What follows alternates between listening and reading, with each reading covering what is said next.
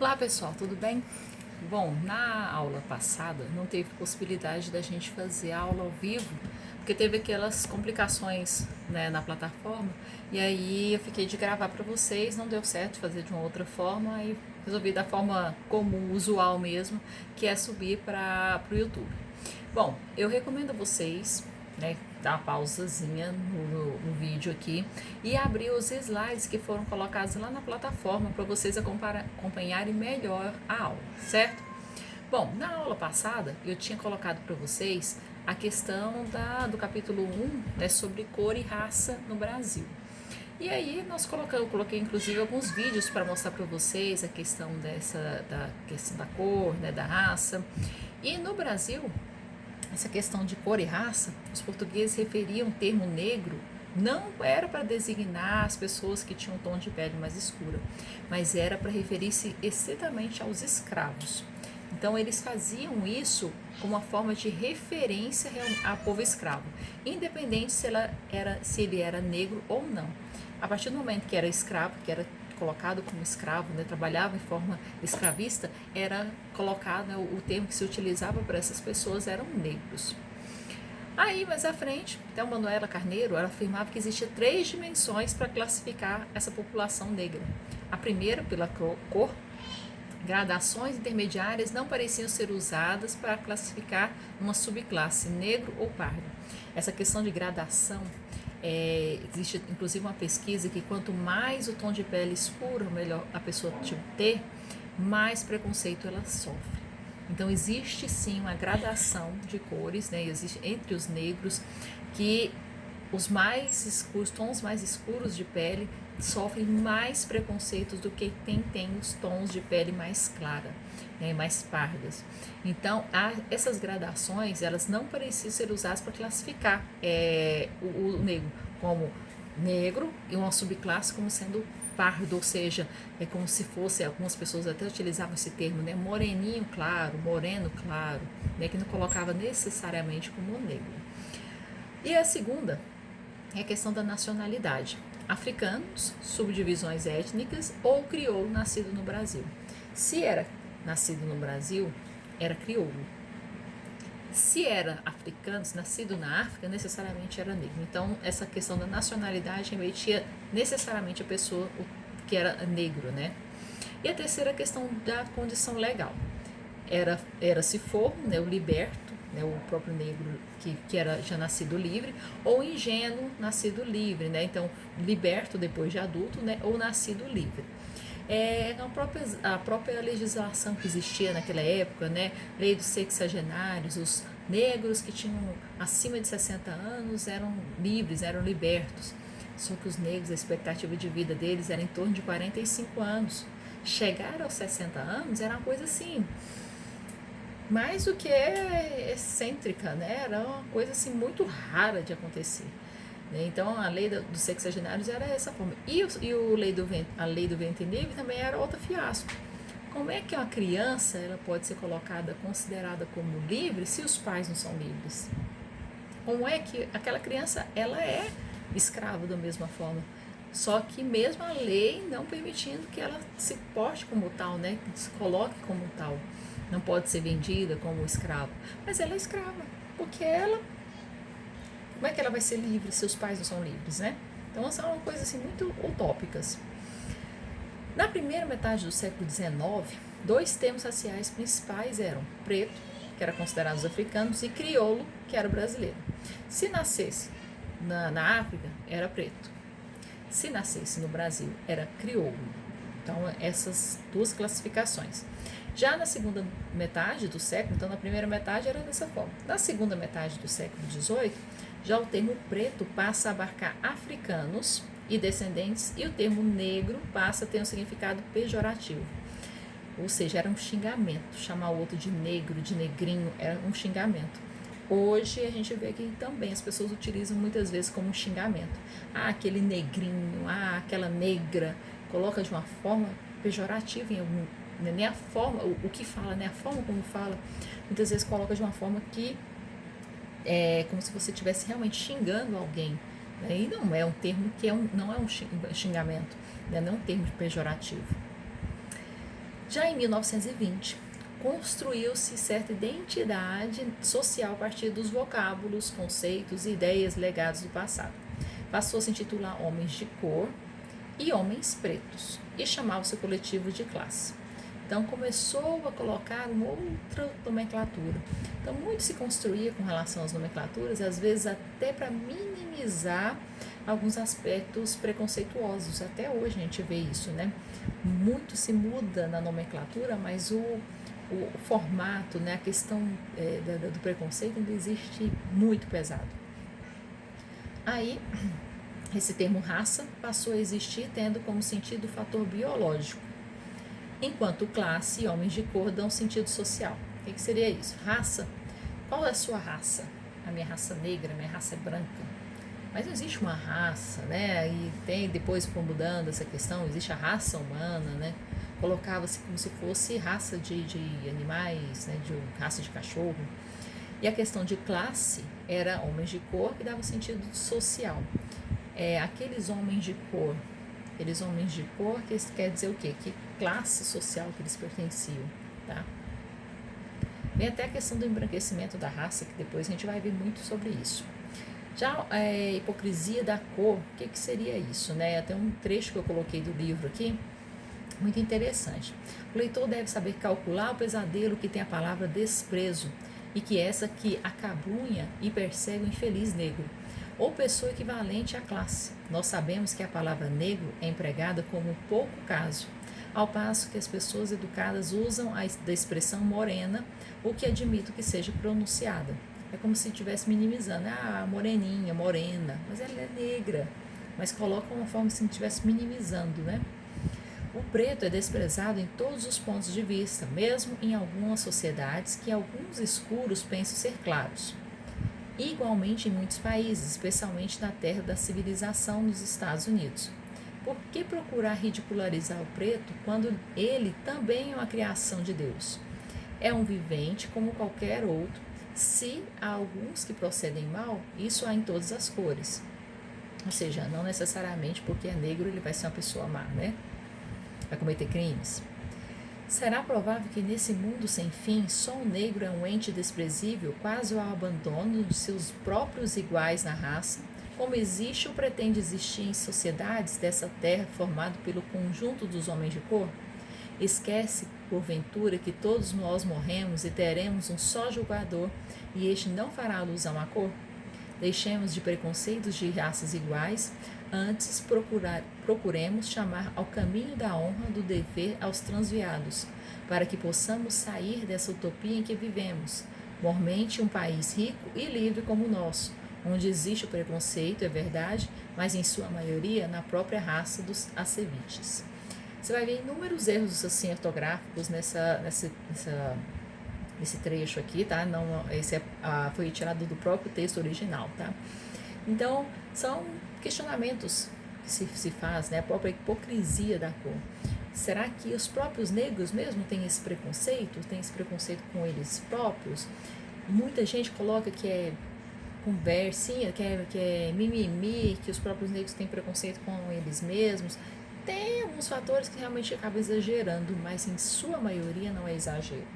A gente acaba tratando isso como mimimi, né, como um termo bem, né, ultimamente utilizado, mas a dor do outro não é minha dor. Então eu não sei o que a pessoa está sentindo para a gente colocar e ridicularizar a dor dele. Então a gente tem que pensar muito bem essa questão de que quem é que vai para o céu, quem é que vai para o inferno. A gente está vendo aí, né, tantas pessoas que se diziam ser de Deus e cometendo tantos erros gravíssimos, inclusive de pré-julgamentos.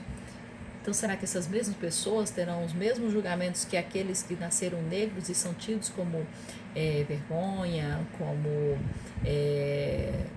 pessoas que são desprezadas? Tem que pensar muito nisso. 7 pontos da ideologia presente nesse trecho. Primeiro, negro usado como um termo pejorativo, como xingamento, né, como eu já falei antes. Segundo, a cor reivindicada como marcador objetivo pouco importante no julgamento de alguém. Então, como você colocar a cor como fator de julgamento. Ah, porque ele é branco, necessariamente ele vai ser preconceituoso. Porque ele é negro, necessariamente ele vai ser um bandido. Não, a gente não pode remeter essas classificações pela cor da pessoa. Terceiro, raça é definida para agrupar descendentes africanos. Você não vê a pessoa falar assim, eu tenho orgulho da minha raça branca. Porque ela já tem isso, esse estereótipo dentro dela, né? esse rótulo dentro dela. Ela não precisa bater no peito e falar que tem orgulho, porque ela não tem essa necessidade de ter que lutar a favor da sua própria vida, ao espaço dentro da sociedade. Ela não vai morrer por ser branca. Ninguém vai desprezar a sua cultura, ninguém vai desprezar o seu cabelo. Já o negro, ele precisa estar escritos e bater no peito e falar, eu tenho orgulho, mesmo eu não fazendo parte de um enquadramento de estereótipo de beleza, que mulher tem que ter o cabelo liso, que tem que ter o cabelo loiro, que tem que ser branca, que tem que ser assim, que tem que ser assim, né? Quarto, preconceito de raças iguais, utopia e hipocrisia são usados para referir a situação brasileira. Porque são raças iguais, a gente sabe que não tem, a própria forma de tratamento é diferente. É uma utopia? É algo ilusório, algo muito longe da gente atingir realmente o ideal, né? Já a quinta, os transviados colocados no texto são negros de moral duvidosa, são responsáveis pelo estigma que pesa sobre a palavra negro. Negro de moral duvidosa, ou seja, quantas e quantas vezes você já viu situações que ocorreram de um furto e a pessoa negra ser acusada, mesmo que injustamente, porque se tem só um negro num local, aquele negro é que vai ser culpado de algum ato que foi cometido ilegalmente, né, ilicitamente. E a sexta, a ideia de raça é mobilizada para restabelecer a igualdade entre negros e brancos, ou não, né? E a sétima e última, cor em preconceito de cor significa que o preconceito existe no seio da mesma raça, isto é, seria precisamente os mais claros que discriminam e desprezam os mais escuros, isso é mais do que óbvio, né? Não pode esquecer que a acusação de preconceito feita aos elementos da raça é uma estratégia discursiva, que tem como objetivo criar solidariedade e identidade entre todos os descendentes próximos ou longínquos de africanos. Essa acusação de raça, né, feitos elementos de raça, né, trazer essa discussão à tona, né, para mostrar que não existe essa diferenciação, que todos somos seres humanos, mesmo se você tem descendência direta ou indireta, que a maioria das pessoas, principalmente o brasileiro, ele tem uma descendência ou direta ou indireta com os negros, né? Eu tenho origem africana, nós temos origem humana, né? Origem africana, porque realmente alguém veio da África, é necessariamente da África, ou, né, dos seus próprios antepassados, em você olhar a sua árvore genealógica. Por que as pessoas se orgulham tanto quando falam, eu tenho origem italiana, eu tenho origem europeia, eu tenho origem francesa, alemã, e você não vê as pessoas falando com o mesmo entusiasmo quando fala de algum país da África? Então, esse hábito que se torna, né, corriqueiro. Com relação da raça autodefinida, que inclusive eu passei um dos vídeos para vocês, autodefinição é como eu me vejo. A gente vai ver até a questão lá da identidade. Vocês lembram? Quem fez a disciplina de optativa 3 comigo, né, sobre cultura, quando a gente trata sobre identidade. Como eu me autodefino? Eu me autodefino como negro? Ótimo. Eu não me autodefino como negro? Ótimo também. A gente tem que ter consciência daquilo que a gente se autodefine. A autodefinição, um tempo atrás, ela era muito rara acontecer. Por quê? A partir do momento que você se autodefinia como negro, necessariamente você estava abraçando uma causa que você poderia sofrer preconceito com isso tudo. Então, como os trechos citados na sessão anterior já sugerem, tanto raça quanto negro foram termos usados que fizeram um completo discurso histórico para designar pessoas, povos de cor mais escura.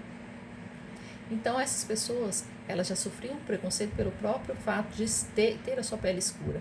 E se elas se assumissem enquanto negros, mais preconceito ainda elas sofreriam. Então, a autodefinição, há um tempo atrás, era muito sofrível. As pessoas não se autodefiniam. Ainda hoje, né, na classificação da própria IBGE, né, você consegue identificar que 55% da população brasileira se autodeclaram negros. Pode ser que esse número seja alterado, pode ser que esse número seja muito maior, porque tem muita gente que ainda teme em se autodefinir como negro, porque o medo do preconceito é muito grande. E embora mundialmente esse povo trace suas raízes remotamente, remontando, lembrando a África, nem sempre nas diversas nacionalidades adotadas ele reivindicou uma cultura própria, negro-africana.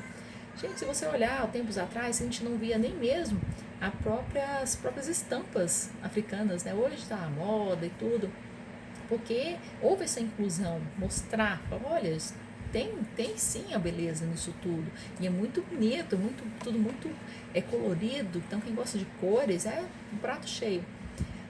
A questão é que antes não tinha isso, não fazia parte do nosso cotidiano, você não via ninguém de turbante, você não via ninguém com roupas coloridas, você não via essas saias muito coloridas, principalmente mulheres, porque não existia essa questão desse orgulho, da autodefinição.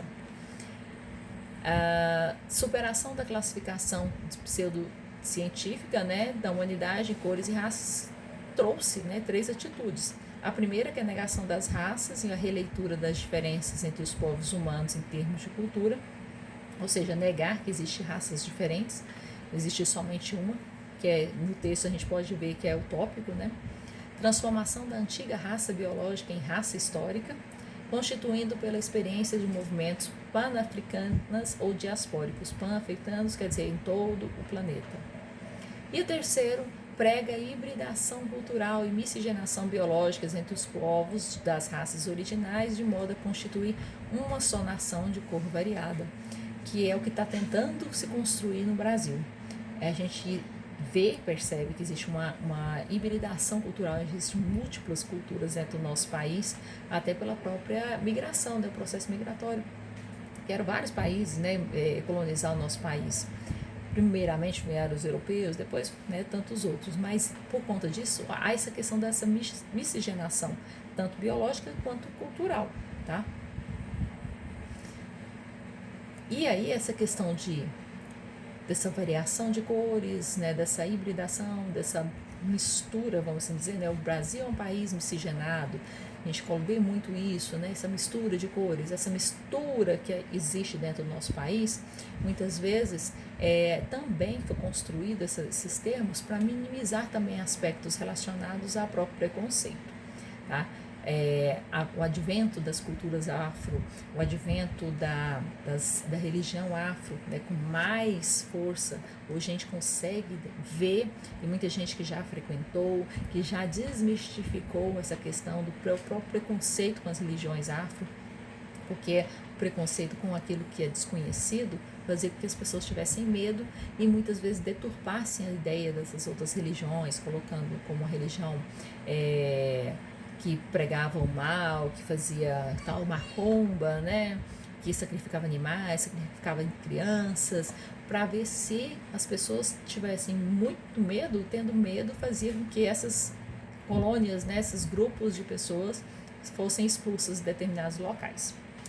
Bom, foi isso, rapidinho, coloquei mais rápido para vocês aqui, até porque assistir um vídeo contínuo assim, sem ser a aula, é mais complicado também, E aí na próxima aula a gente dá continuidade a todos esse estudo e tomara que esteja bem, o vídeo. Uma boa noite para vocês, ou um bom dia, ou uma boa tarde, não sei que hora que vocês vão assistir, tá? E até a próxima.